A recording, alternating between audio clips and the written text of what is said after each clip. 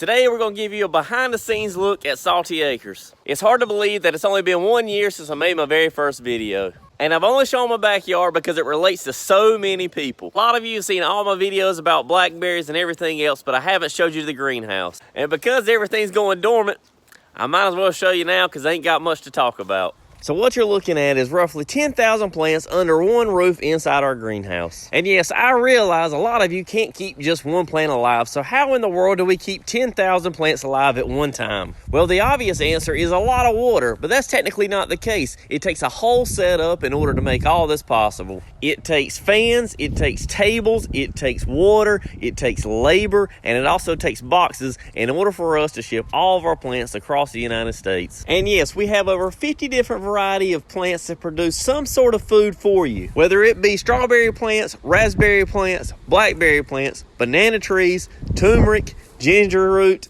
anything that produces food, we got it. And yes, we do occasionally carry some flowering plants like milkweed and the desert rose, but we're really known for having fruit-bearing plants. Over the last year, I've had a tough time trying to decide whether or not people would really like to see the inside of the greenhouse and how it works. But I found out that really and truly, nobody cares. They just really want to see the plants in the ground and what it produces and how it produces food for you. And that's probably because it relates to so many people, because so many people just garden right in their backyard, just like I have shown y'all on so many videos. And if you haven't noticed, I've tried to label every one of these plants as we're going through this video, just in case I don't mention them.